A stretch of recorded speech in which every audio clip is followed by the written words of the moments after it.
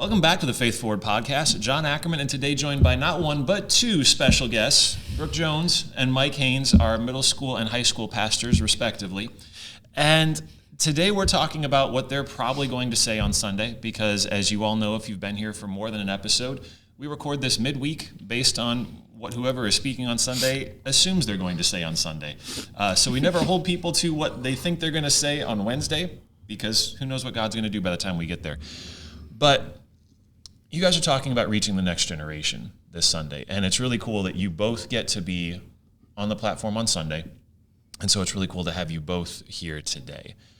So in whatever way you want to do this is sort of a standalone message on Sunday. We just wrapped up a series, and we're about to start a new series because that's what we do at church. But today, this one's special. So in whatever way you guys want to, would you give people just sort of the short reminder in case they're catching this next week, next month, next year, what you guys talked about today? Yeah, so we talked about reaching the next generation, and that was a really good time. It will be, certainly. And the reason that that's important is because most of us either want to or need to reach the next generation for one reason or another. We're a parent, or we work in a space where, virality, things that go viral or things that drive pop culture is important. And of course, in America, that's driven by people who are like 21 years old and younger. Yeah. It's a weird thing, but it's true. And so, we kind of laid an overarching foundation of God. In his kindness, even though he's so much more mature than us, he meets us at our level. And that was kind of our overarching umbrella for the message, that we then should apply that in our dealings with people who we're more mature than, we're farther along than they are, right? Yeah.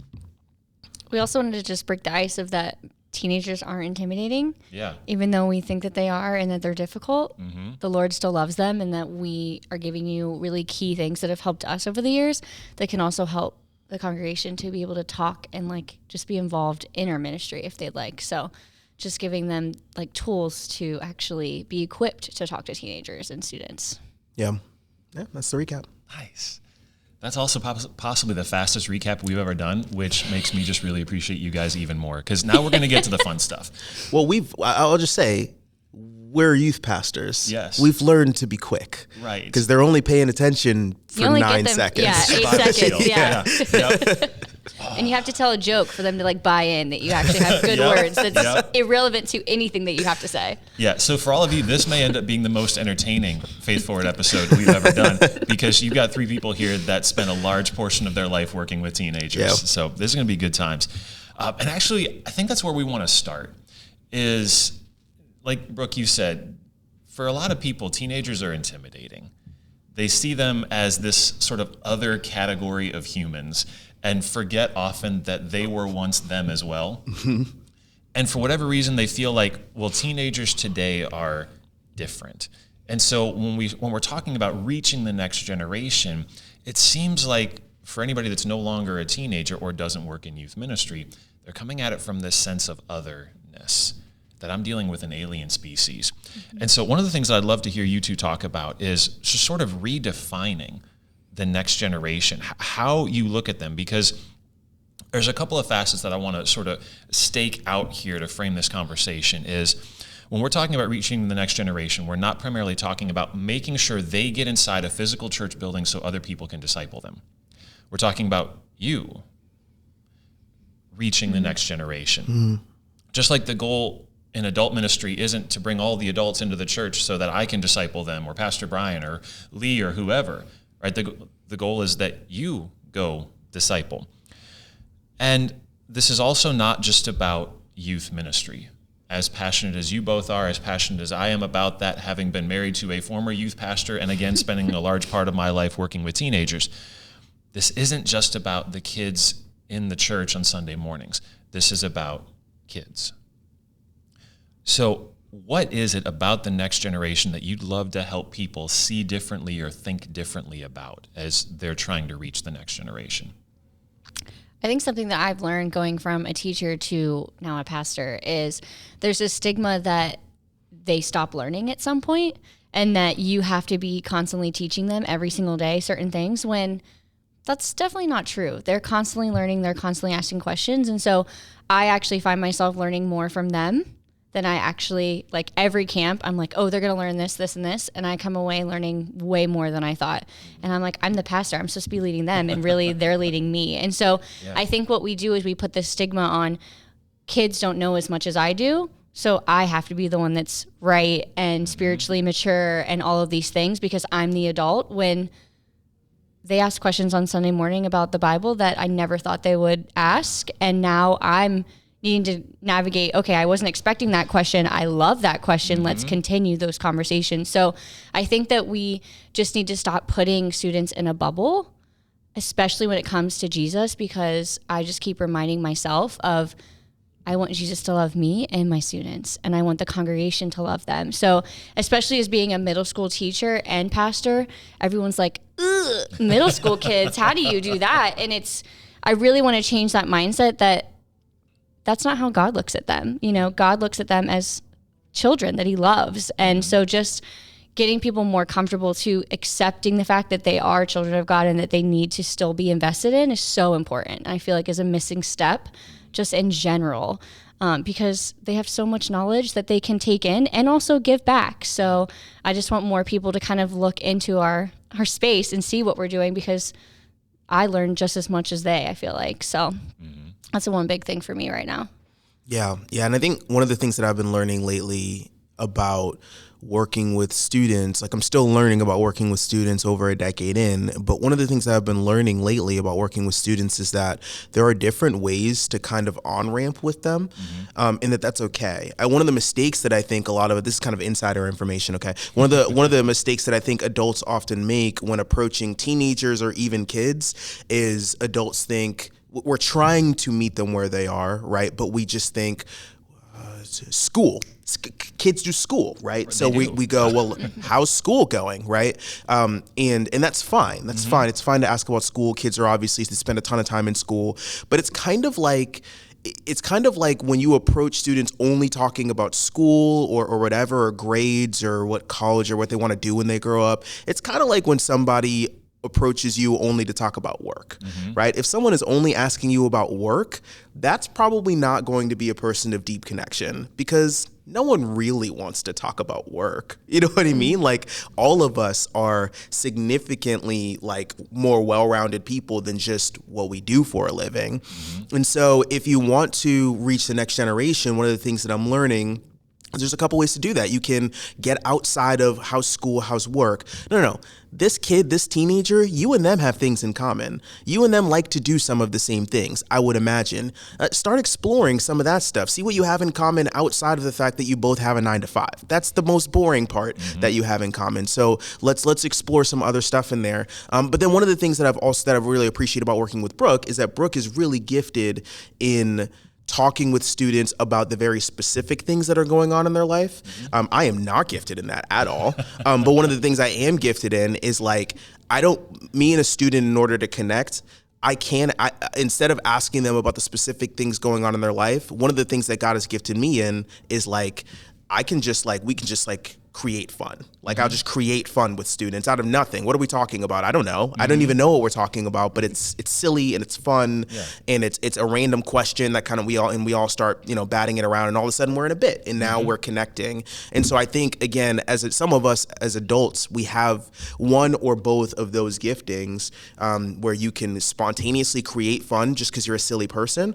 or you can ask students specifically about stuff going on in their lives that isn't just, did you get an A on your last test? Yeah, right. And so those are the things that I'm learning about reaching the next generation. I think it's helpful to kind of frame it up that way. Absolutely. Yeah, I love both of those, that they have something to offer right now. This is not just about a one-way relationship where you're just supposed to give them all the answers and all the insight and all the wisdom. They're just supposed to say thank you and soak it all up. Right? They have a lot to offer, not just in what they know, but in the way they think. Right? The questions they ask stretch you, they push you, they challenge you, and treat them like real people. Yeah.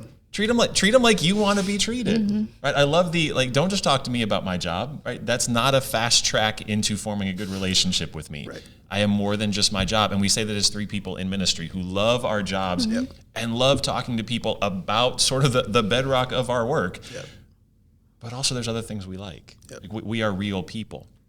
I want to stick with this topic for a second, because as a classroom teacher, one of the things that I found, and often got that same expression with high schoolers as you got with middle schoolers of, ugh, like, how do you do that? Is kids aren't all the same. Like, we can't just put them into this umbrella category of kids, whether they're 5 years old or 18 or anything in between or anything on either side of that, because let's face it, you don't stop being a kid at 18 necessarily either.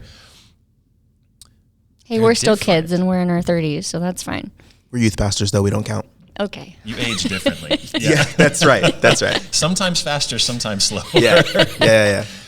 But they're not all the same. And I mean, even when I was in the classroom, I sort of found like these 5-year, almost mini generational swings where like kids were different, right? I had 16-year-olds every year for 16 years, and they were different year to year and then over clumps of years. Like, they're not all the same. You guys deal with middle schoolers and high schoolers. Your middle schoolers go to him eventually as high schoolers. And the kids that are coming up in our K through 5 programs, they're different. So talk a little bit about what you notice as we're talking about reaching the next generation. This isn't a singular category with a singular series of approaches. This is a dynamic and diverse population. What would you guys say about that to people? Well, I think it's true for all people that we all have learning styles that are different. We all communicate differently. And I think that's a beautiful thing about what we've created in our ministry, and that we really want to like invite people in, is we constantly are thinking about the introverts and the extroverts, these games that I think are really, really fun and I'm really excited to do. Mike has a different perspective that he's like, well, what are you going to do about the kids that don't want to play? Because you always have to think about, this is a space you want people to feel comfortable, feel safe, feel welcome to be their true selves. So you want to think about, how can I engage everyone? So does that mean having a really upbeat game and then having a very sit down, let's talk game? Yes. So you're meeting all different people, because we all, communicate. Even like second service is totally different for high school and middle school. High school read to themselves the whole time. Middle school, we read out loud maybe 10 to 12 verses at a time, because that's just the dynamic that meets for both of our students dynamic, that it's not a bad thing that high school reads to themselves. It's not a bad thing that middle school reads out loud. It's just what we need for our students. So I think that's just a great reality, that even if something doesn't hit in a Bible study the first time, doesn't mean that you did something wrong. I definitely had to learn that when you ask a question and you hear no responses, and you're like, okay, they hate me. No, they're processing it and can't think about anything else that you're saying because you asked a question and they're stuck on that question. And so just having that openness of saying, don't give up, and just still press on and ask questions, because they all do learn differently and they all process things differently, and that don't feel like it's your fault for them not doing what you wanted them to do, kind of thing. Yeah, I think the beauty of the next generation too is that, like, the old stereotype of like, you've got the nerds and the jocks and the geeks and the, like, I think students still gravitate toward, people who share the same affinity perhaps, but those like dynamics in schools aren't as pronounced as they used to be. And I'll also say the bullying dynamic between like, oh, if you're a jock, that means you're really cool and you're going to bully the kids who are really smart, or the kids who like Magic the Gathering or D&D or whatever, right? I don't know that that's as much the dynamic anymore, because part of it is the rise of video game culture and technology being so ingrained. You don't have to, even if you're a jock, you might still know how to code, because coding is an important skill for the next generation, right? So like, because of the rise of technology and the way technology is ingrained in everything, it means that the jocks have easy access to nerd culture, the nerds have easy access to jock culture. You don't have to have your special, you can, on your smartphone, you can have everything. You can be playing a nerdy little deck building game and also at the same time be watching the football game in the mini corner of your screen, right? And so because of technology, a lot of those barriers are broken down in students. And so I think to look at them and try to categorize them as, oh, you're this, you're that, and then try to approach them that way, I think is a mistake. And I think it's also similarly a mistake, and we'll talk more about this in a few minutes, but I think it's similarly a mistake to think that because you've boxed yourself into one of those categories, that means means that you can't reach the next generation because, if I go up to them, they're going to make fun of me. Actually, the next generation is the most inclusive generation of all time. Maybe. I mean, I wasn't alive 130,000 years ago, or I don't know, right? But you weren't weird. Yeah, I don't know, maybe the first the first century, they were really inclusive. Doesn't seem like it from the Bible, but it's possible, I guess, right? And so because they're such an inclusive generation, I don't think we should put that cap on ourselves either. They're very diverse and they're very inclusive, and I love that about them. Yeah. I feel like the next generation in general always gets a bad rap by the generations that have gone before. And I think there's a tension between wanting to see the next generation as you were, rather than seeing them as they are. But at the same time, not forgetting the lessons of what you learned when you were the next generation. And that feeling of, man, why don't the old folks get me? Why don't they get us? Right? Again, we're not all the same and we're not all bad. Stop complaining about our music and our clothing and our whatever else. And we have something to offer. And that has to be tempered, right? The enthusiasm of youth does have to mature, and they have to realize they're not as smart as they think they are. But at the same time, they have something to offer. And one of the things that, Brooke, you talked about in the message on Sunday, using this example of the prophet Samuel, and reminding us all, and it was a much needed reminder, boy's 12 at this particular section in the scriptures. And God not only talks to him and fosters a relationship, but God uses him to deliver a message to a much older, much wiser person who needed to hear from God in a way that he wasn't currently hearing. So talk a little bit about how you all see God using young people, or the potential for God to use young people that the old folks sometimes, and I'm including myself in that now because I don't get to hang out with the teens every day now, but that we sometimes miss.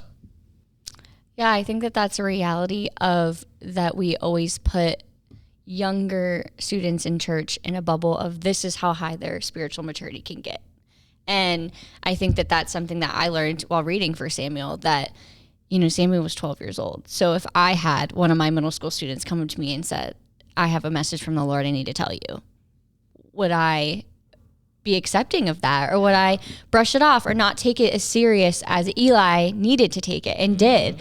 And so it's just a really good reality that the Lord can use all people, no matter what their age. And we stress that with our students all the time, that do not be defined by your age. You can learn so much about Jesus, and you can have the same spiritual maturity as a 55-year-old man who's been in church his whole life. Just because of your age doesn't limit you for what the Lord can do in your life. And I just think that's a really big message that I've been learning, that we don't need to put a cap on what they can learn and what they are learning. And I just want the congregation to just come alongside of us and see that, because I feel like a lot of people could really learn if those walls were breaking down of I'm older than you. You can't tell me what it says in 1 Samuel. I already know it. When I've been in church my whole life, being a pastor's kid, and I learned more about the Bible now than I did 10 years ago. And verses to me now have so much different meaning than when I was 12 years old. So I just think it's a really good reminder that because of your age doesn't limit you for what the Lord can really use you to impact yourself and the people around you. Yeah, in Unite, which is our Wednesday night, environment, it's our youth group time. So we go through Rooted on Wednesday nights, and we just kind of crawl through it, annually. And so we're in the section on Share Your Story, which is just the best. It's an incredible section of Rooted. And so last week, or a couple of weeks ago, but I think it was last week, there was a student who was sharing their story, and the student is, whatever, they're in high school, right? And the student sharing their story, and they were talking about how their parents had been unable to pour into them. Their parents had been unable to really raise them because their parents had their own, some addiction stuff and some things where they were not capable of taking care of a kid. And for that reason, this kid had grown up with a really unstable lifestyle.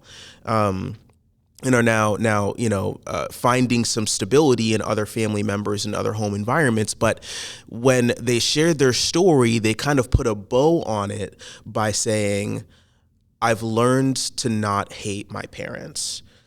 And so after they shared their story, I asked the question, why don't you hate your parents? Which feels like a it feels like a loaded question, but I actually think it's a really important one to ask, and it's an important answer for the rest of us to hear. And they shared that the reason that they don't hate their parents is because they had realized at some point that this was their parents' first time being human too. And when that came out of the mouth of a 15-year-old kid or something like that, I think all of us in the room, students and adults, were like, wow. You know what I mean? And so I think, again, that's the beauty of this next generation. It's not universally true, but it is generally true that the next generation, they value things like therapy. They value things like mental health. They're also struggling a lot with mental health. That's because of this mostly, but like they also like value it very highly. And so, man, the insight that I think some of these teenagers and probably even down to kids are able to bring to the table is much higher than I think we would anticipate. Because for a lot of them, we didn't learn these things about mental health and self-awareness until we were adults. But these are things that teenagers and kids are learning at a much younger age because a generational trait of theirs is to value mental health. So that's, again, just one of the things I love, and it's one of the ways they're contributing. Yeah, I feel like, as somebody who often looks at humanity through the lens of history, it feels like for so many people, we want to look backwards to when kids' primary contribution was physical, right? They're contributing to work, they're contributing to income. And I think one of the shifts that we're noticing is how much kids are able to contribute cognitively and emotionally. Mm-hmm. That wasn't part of the narrative of the previous next generations, but is absolutely part of what they're contributing to now and what God is using them for. To drop that kind of insane wisdom out of the mouth of a 15-year-old into a room full of people that need to hear it, and not just the other teenagers. Yep. That's really good. Yep. Got to piggyback on that. A few weeks ago, we had a situation where one of our students kind of needed medical care. And so we had to move all the students out of the room. And within seconds, I had 4 students come up to me and say, "Can we pray for him?" And I was like, absolutely, we can pray for him. And yes, it was the pastor thing to think of that, but because I was so in the hustle and bustle of moving everybody, getting the sermon started, doing this, making sure everything was right, I needed that reminder to say, let's stop in this chaos and just lean into God. Mm-hmm. So that was really cool that like our students saw, hey, one of our students is struggling. Let's come together as a group and pray for him, Absolutely. So another thing that you guys talked about on Sunday was inviting people to step into this space, to get into the messy. And some of that was, and we'll talk about this near the end, a specific invitation at this church with these kids, step into that space. But it's also a much broader invitation, right? Where you find the next generation in your life, in your family, in your neighborhood, in the marketplace, wherever you find yourself, begin to step into that space. And one of the things that I know both of you are passionate about is helping people overcome sort of those obstacles, those barriers, those inhibitors that keep people from feeling like, I can step into this realm, this world with these kids that feel so other than me, and start to make a difference. So what have you both seen that gets in the way of people taking those first steps into this space, and how would you encourage them to move through that? I think the biggest statement that comes to mind is, I'm not worthy. I'm not called. I'm not prepared. And so that limits them from being able to actually be how God uses them. I think that we're really good at giving excuses of, I'm not whatever enough to be able to, I'm not reading my Bible enough. I don't know how to lead discussion. I don't know how to, do the thing, when you don't know unless you try. Right. Practice makes perfect. Right. And so, yes, we were all rusty at one point, and now we've gotten better because we've tried and not given up. And so I just think we're really hard on ourselves, and we really don't give ourselves the opportunity to try. Sometimes we hear lies from the devil of all of those things, and then when we actually give it a try, we're like, oh, this isn't so bad. They're not aliens. They're actually amazing humans, and I want to come back. And so I think that also our atmosphere is that it's not super serious. It is like we have a guide every week that we give to our leaders. We never go to our leaders and say, please tell me what you talked about. Please outline what questions you talked about. Who talked the most in your group? We don't ever do that, because when you have a leader, you trust that what conversations need to happen, and we don't need to go back and micromanage and make sure you're saying Jesus 14 times in your small group. Like, we know that you are here for a reason and that you will lead our students where you need to lead them. And so I think that we as humans are really quick to second guess ourselves and not feel like we're worthy of doing that, when really we all have things that go on. We all have crap. We all have situations that we are questioning God of why did we go through that? But that realness and that truth helps our students even more, because if I can sit there and say, oh, I've never dealt with that. Sorry, I've never dealt with that. I don't know how to do that. When in reality, you can be reading scripture and be like, this is really real to me, because 3 months ago, I went through this exact same thing. You know, ironically, a few weeks ago, we were reading Hannah in Samuel, and I had a love-hate relationship with Hannah like 4 years ago. And I was very real with that this scripture was really hard for me. And I got emotional talking to my kids about it, because I was told to read Hannah and I didn't want to because of her situation. And it was real that I was okay to be real with my kids like that, because they know me.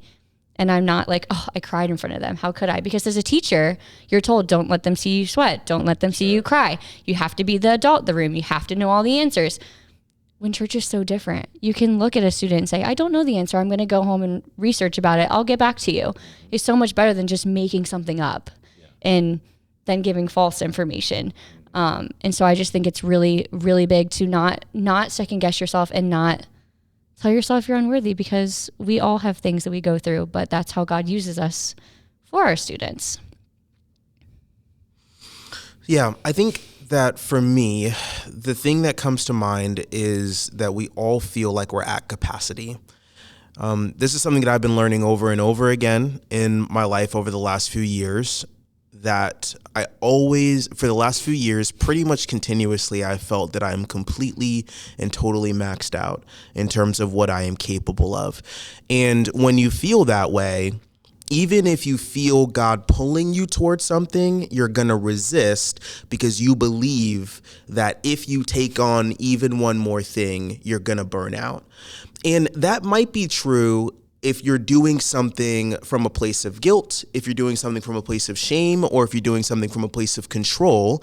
But when you're doing something, but what I've discovered is that when I am adding something else onto my plate because God has called me to do it, I'm actually discovering that my capacity increases. Somehow, some way, I'm able to kind of put into practice what Paul said when he said, I'm going to strive with all of Christ's energy, right? There's just this extra energy, this extra level of capacity that comes my way. I think that a lot of people hesitate to reach the next generation, particularly at this church, when it comes to volunteering on Sunday morning in Kids Zone or in student ministry. The reason that I think a lot of people have said no, I think there are way more people who are called to that than have stepped into those roles. But I think the reason that a lot of people have said no to that or are waiting on the sidelines is because they believe that they're completely at capacity in their life. But if God has called you to do something, then he's going to give you the energy to do it, as long as you remain, like Jesus said in John 15, right? You remain like attached to the vine. And if you do that, you're going to discover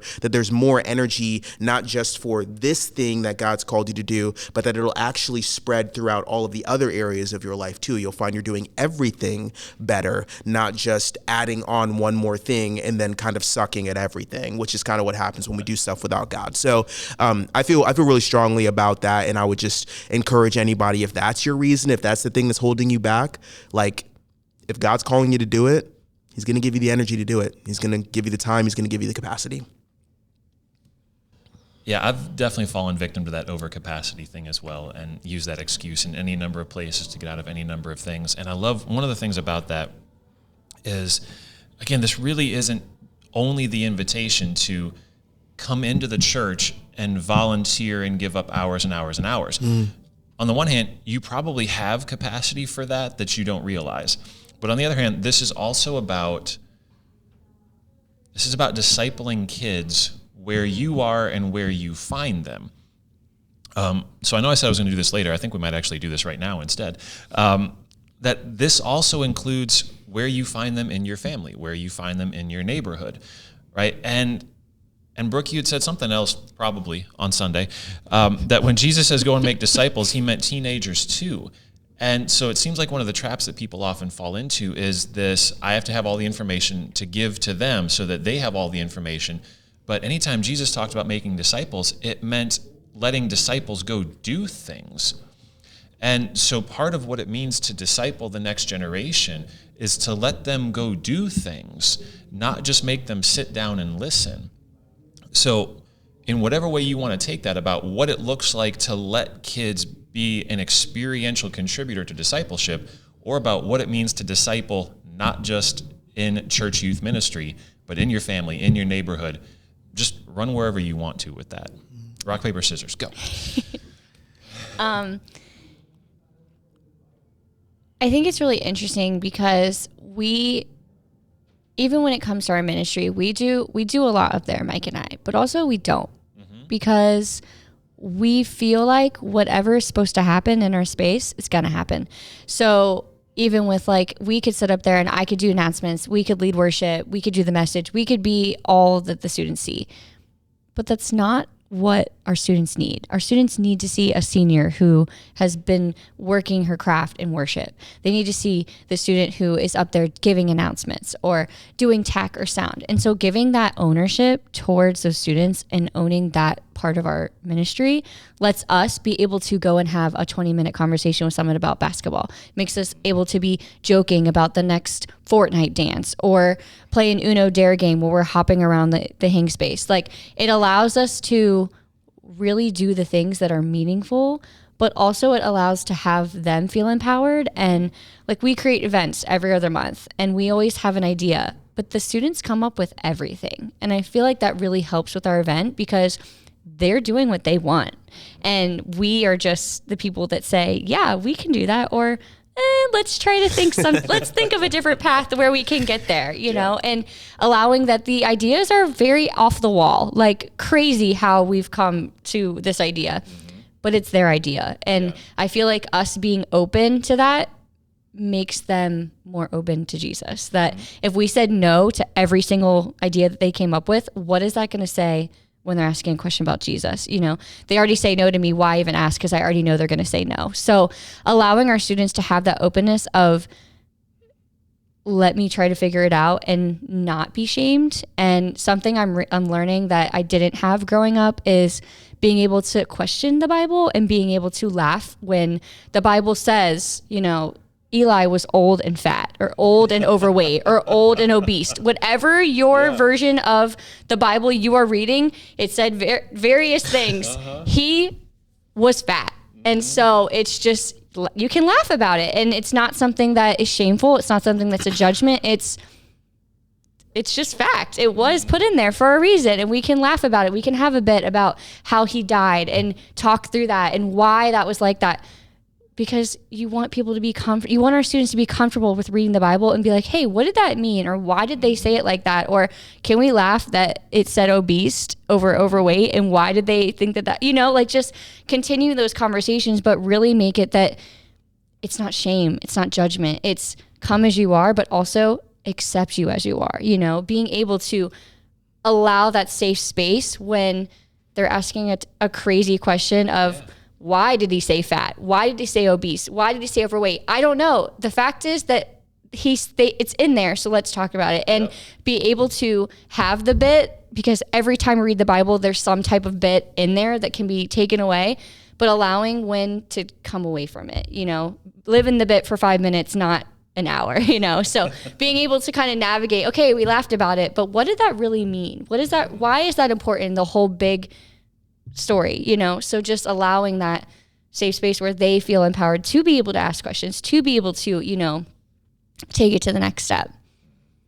Yeah, I think even outside of church, you know, for instance, in the home, you know, I think one of the things that we as parents for those of us who are parents and we have a teenager, that's part of reaching the next generation too. Of course it is.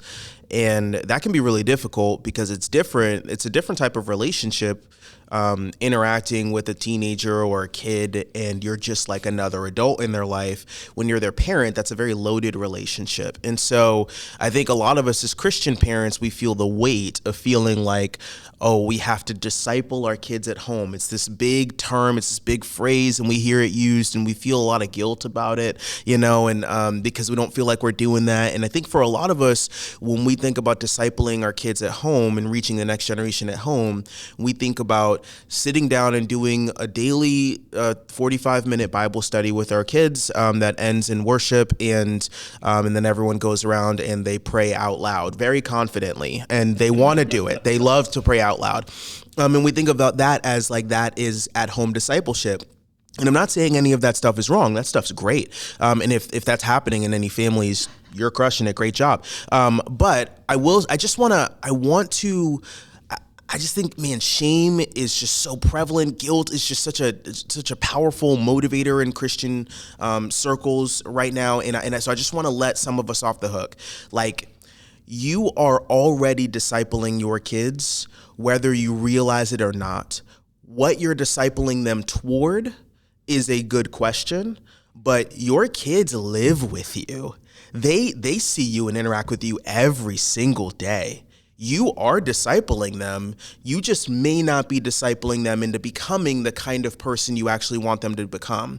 And so if you want to disciple your kids at home, what I would encourage you with is not that you need to like add more things into that. Maybe you do. Maybe adding, a time where you pray together around the table or whatever. That stuff's great.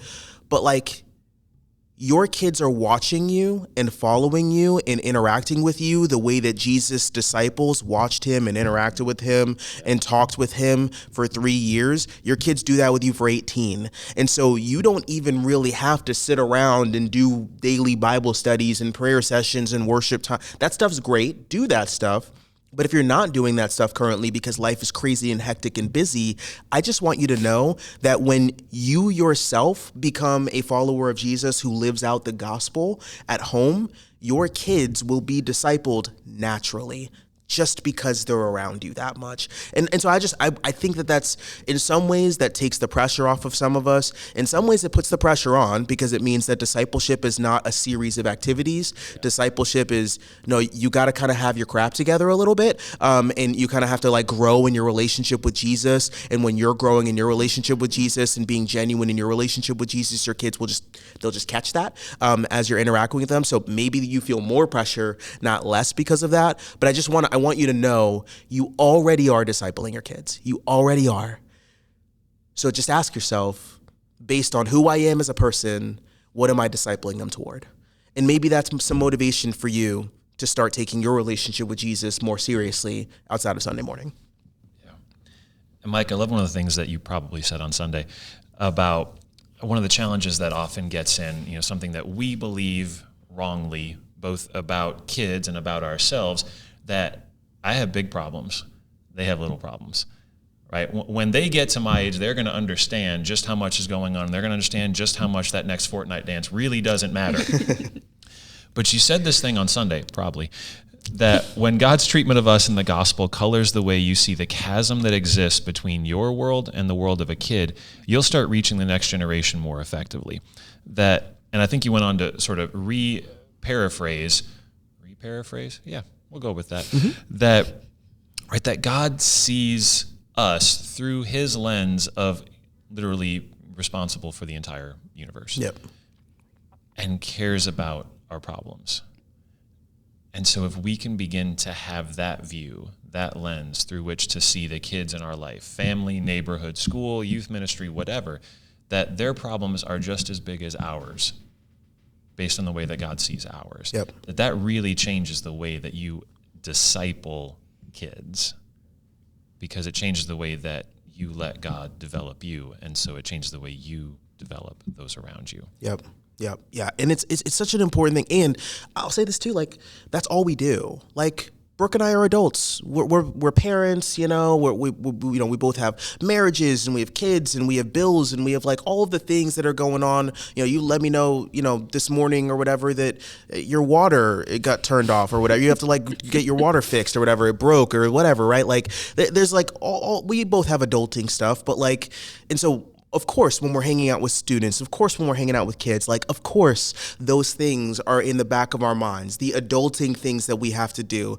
But for the short blocks of time that Brooke and I spend with students, we make the same choice that God has made with us. We choose to put the adulting things on pause, and we just choose to enter their world fully for a set period of time so that we can reach them, so that we don't pull them up to where we are, but instead we get down to where they are and just start walking with them. And it doesn't mean you have to walk with them completely. It doesn't mean you have to make yourself like a teenager again and forget about all your adulting problems. This isn't about delayed adolescence or, you know, whatever I mean. Like, this isn't about being a man child or being a woman child. That's not a woman child. We're going to make it a thing. This isn't about being a lady kid. This is about, it's about deciding, it's about choosing to meet students where they are so that you can effectively reach them and disciple them. Yeah, I think something that you said is that their problems are not as big as my problems is really, really apparent right now. And I feel like our students are carrying really, really heavy things that I never had to carry as a 12, 13, 14-year-old. And so there are a lot of situations that I've never gone through, so I don't feel like I could give the advice that they need to hear. I can always listen. I can always give advice that I could, you know, give. But in those moments, I wish someone from the congregation that was going through it or had just come out of that season could say, you know what, I've been there. Days look dark, but there's light. Don't give up. You know, like just someone who is not us. Like, yes, we can tell them and they'll maybe they'll listen, but because we're around them and they know us and they know our hearts and they respect us and we respect them, that they're definitely going to listen.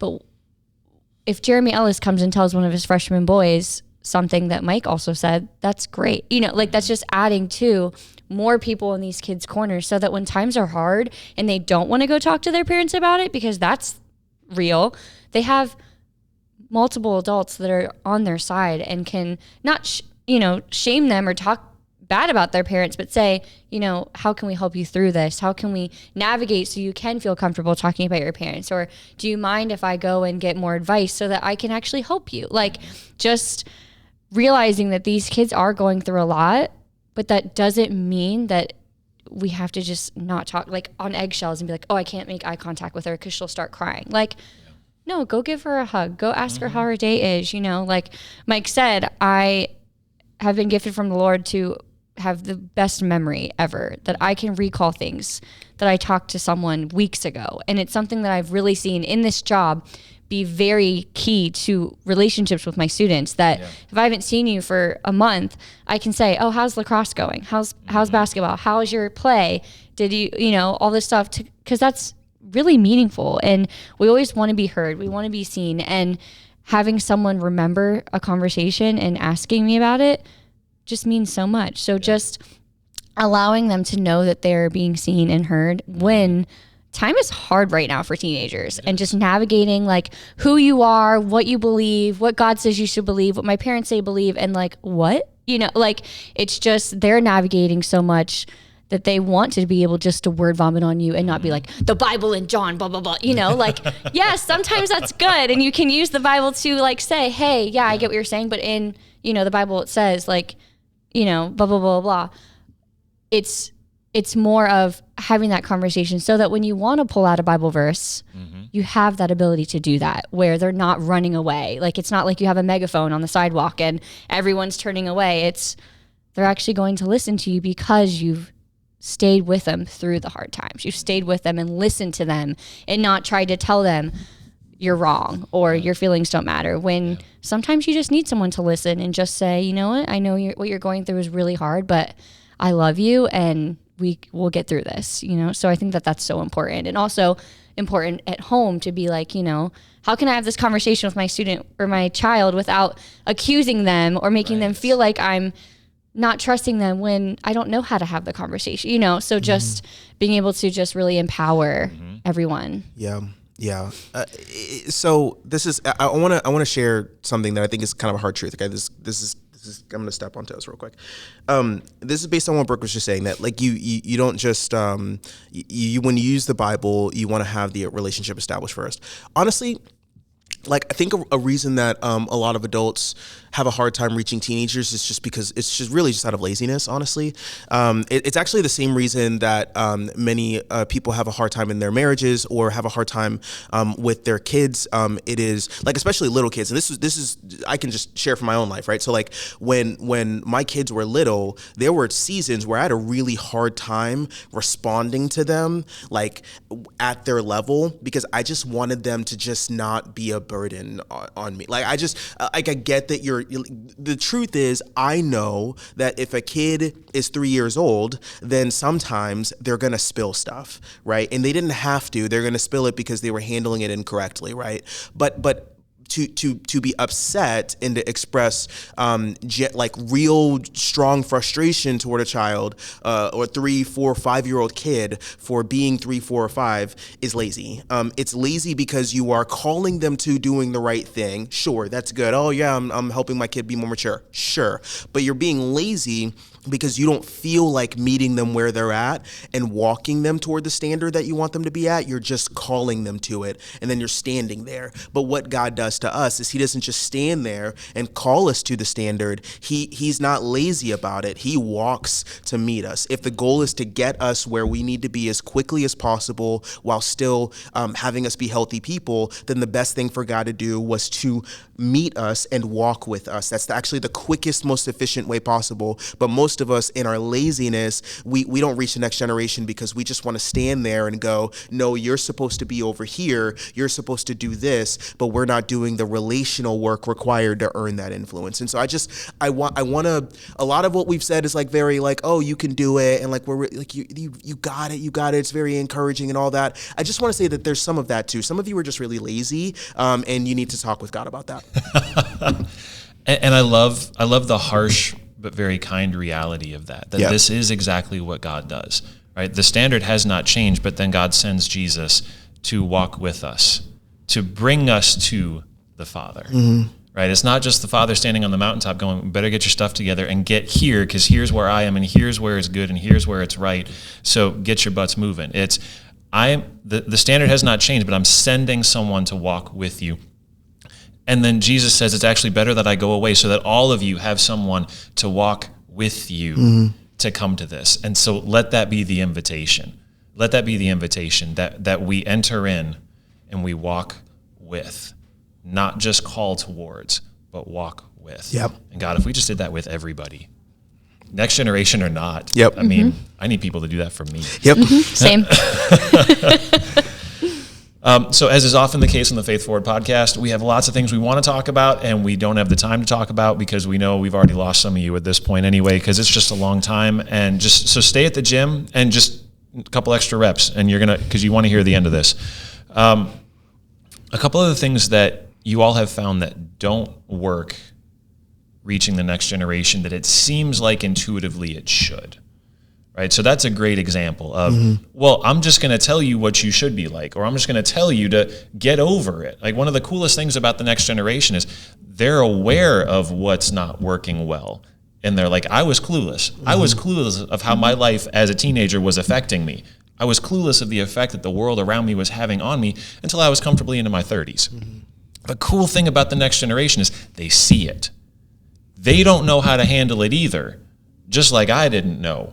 But they at least see it. And so that's part of it. Somebody needs to walk with them through it, not just call them out of it, right? It's not just the talking at, like, let me just give you all my wisdom, right? What doesn't work, whether it's in youth ministry or at home or in your neighborhood? What are some other things you guys have found that it seems like should work that just don't? When I take my trauma and my church trauma and my hurt that I've had, and I try to project on, learn from my mistakes, or I know what you're going through because I went through something very similar to that, I feel like I'm not allowing them to actually feel how they need to feel, to be able to actually fully process and fully feel what they need to feel. I feel like we sometimes put students in a bubble or a box that they have to, okay, have your feelings, move on. Because if you're in your feelings for too long, you might miss what Jesus is trying to do to you. When that could also cause more trauma, more hurt. So allowing your trauma or church wounds or whatever you want to call it, life experiences, to help you navigate that, but not projecting your issues onto them, because honestly they can't really probably handle that because they already have so much going on. Right. But also I feel like it's always so funny, the Lord is so good, that when I have the expectation of how I'm really worried how ABC are going to go with my students, of like, ooh, we're talking about sharing our story, they're middle schoolers, are they going to want to talk, how's that going to work, how am I going to do if there's not a lot of kids? And it's, the Lord just works that everyone that comes are people that they're comfortable with, and that they are able to be with partners of people that they are seeing every week, and it's not a stranger.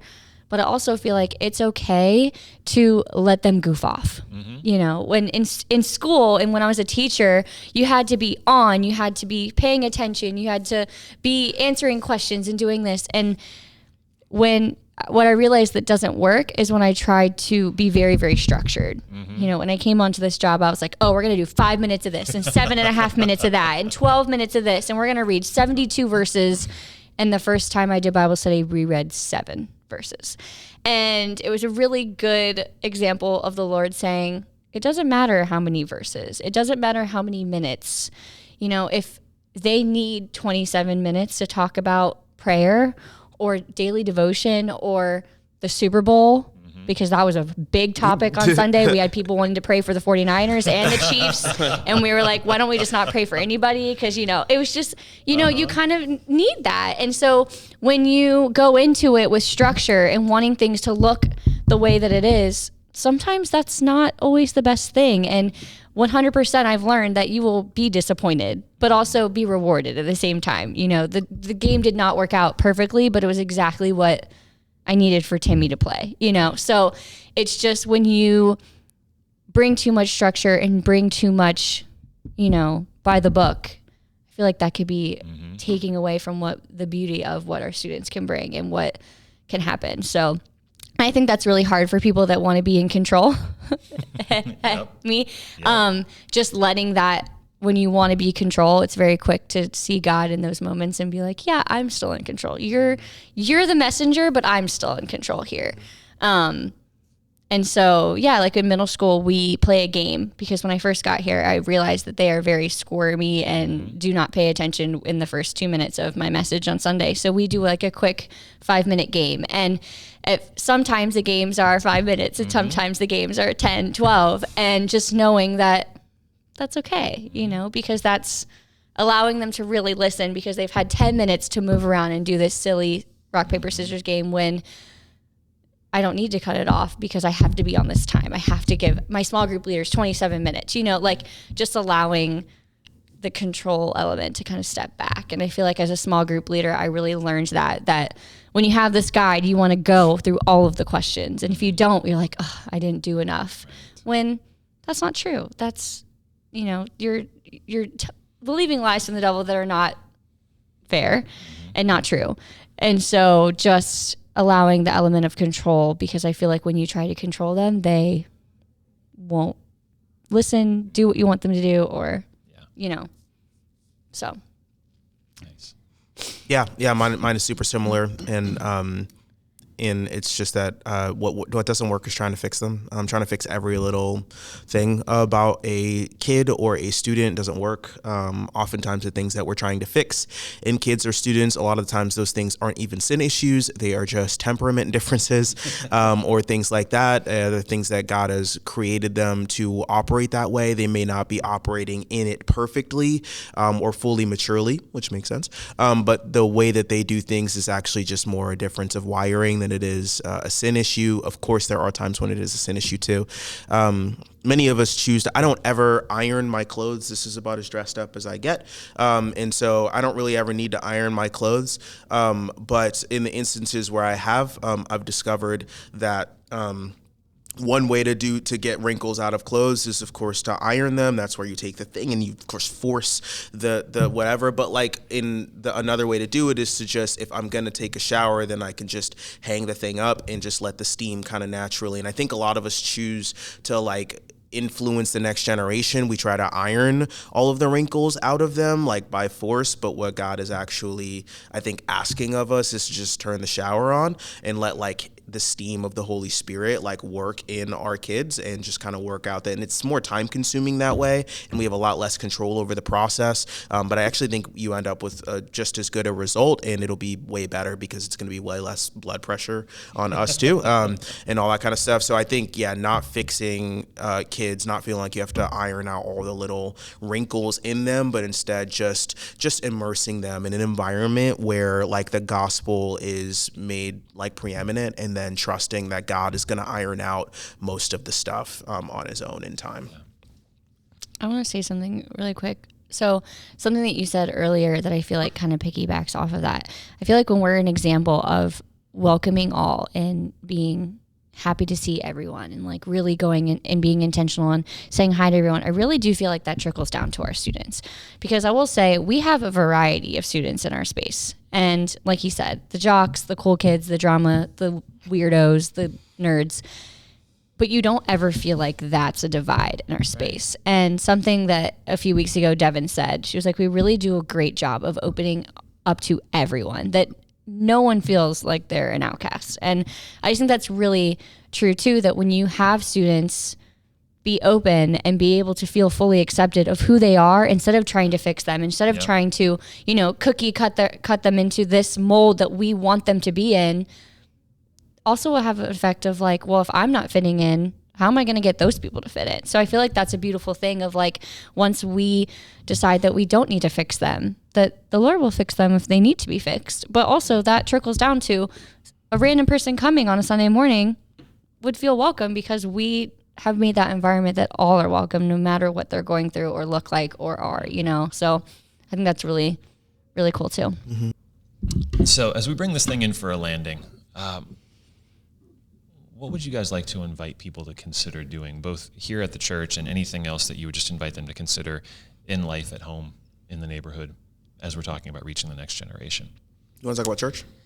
Sure. So first of all, I just want the whole congregation to just come alongside of us and just pray, mostly because this job is very rewarding, but also somewhat challenging. And so just praying and just coming alongside of us on that aspect would be awesome. Also, we need more of you. It's just, I don't know how else to say it. We need adults in our congregation to not just be people that we see passing by when we've let out our kids in the lobby, but also people that are investing and really getting to know our kids. Because I guarantee we're a little biased, but our kids are awesome. And being with them does not feel like work. It is something that I look forward to. It is something that I want to tell everyone to come and be a part of, because I love it so much. And I love it so much mostly because of our kids. If that's not the reason, I mean, yes, we do an awesome job, but they're it. And I guarantee if you come and spend 10 minutes with us in our space, you'll see a glimpse of that. And a big piece is that life is really hard for teenagers right now, and being able to have someone else that's an adult, a Christian adult, that can kind of help you navigate life beside your parents is just so important. And so we really just want to empower small group leaders to step up and just come and just be someone that can be with our students from 6th grade all the way to high school, so that when they're a junior and they're stressful about SATs and college and all of that, they have someone besides their parents that they can vent to, get prayer from, encouragement. And I just really want us to just have more small group leaders for our kids. And so that they have more adults in their life that can help and kind of be that, I don't want to say repeated voice, but the voice they're hearing at home, the voice they're hearing from us, the voice they're hearing from Brian, the voice they're hearing from their small group leader, all align. Because reality, we only see these kids 2 hours max a week. You know, their parents are seeing them the rest of the time. And so it's really important that we and the parents partner together and the church partner together so we can all be aligned, so that when they come upstairs, they're not hearing it for the very first time. They're hearing it from home. They're hearing it from church. And so, because that's what matters. It matters to just be hearing it, because once you hear it enough, you're bound to believe it or hear it and listen. And so just having people come alongside of us and really just, I want to say, jump in. And because I guarantee once you do, you'll love it, because our kids are just awesome. They really are. Yeah, I would say that, you know, I think a lot of us feel, we haven't talked too much about this, but most of us feel some significant tension with some of the values and some of the behavior patterns in the next generation. Some of that is because we're not part of their generation, and the generations that come before always, as you mentioned, John, always have problems with the generations that come after. But I think some of our issues that we have with the next generation is millennials, is Gen X, is boomers. Like, I think some of the things that we're worried about with Gen Z and Gen Alpha are legitimate. And I would just say that for you, if you're watching this, if you're listening to this, and you feel very strongly that kids need to spend less time on their phone and more time interacting with the world around them, my encouragement to you is to be a compelling reason for them to spend less time on their phone. That for this next generation, most of the time when they're on their phone a lot, it's not because they think it is the best way that they could possibly spend their time. I think for a lot of them, it is actually feels just like the best alternative to what they really crave, which is connection with people who care about them. And so if you want to change the narrative in our local area with teenagers and with kids who are coming up and will be teenagers someday, then invest in them directly and give them one more good reason to not do this all day, every day. And so ways you can do that, Kids Zone, like our kids ministry, this is not like it'd be nice to have more volunteers. Our kids ministry needs more volunteers. And if you're a parent and you read emails, you know that already. And so again, this isn't a guilt thing. It's not a shame thing. If you have been here feeling that God is calling you to step into a more direct role with the next generation at our church, I just want to release you. I just want you to know, now's the time. You go do that. Go answer God's call, and He will give you the energy and strength to do that. I promise. And then same thing with student ministries, as Brooke just said. We also are always looking for really great volunteers and great small group leaders. And together we can be one more compelling reason that the next generation does a little bit less of this and a little bit more connecting meaningfully with the people around them. Yeah. So I know we could definitely keep talking about these things because, again, it's both an area of incredible passion for all three of us and an area of incredible need. But I just want to thank you both for taking the time out of your day, taking the time away from your own children and the kids that you're responsible for here to make time for this. This was really, really good. I appreciate it. So on behalf of Mike and Brooke, thank you all for being a part of this podcast today. I know a lot of the information comes this direction to you, but thank you for being a part of this community. Thank you for being the kind of people that want to walk with God and walk with others towards God. And so thank you. It means the world to us to have this space. So Mike, Brooke, thank you both so much. Amen. Thank you. We'll see you all next time.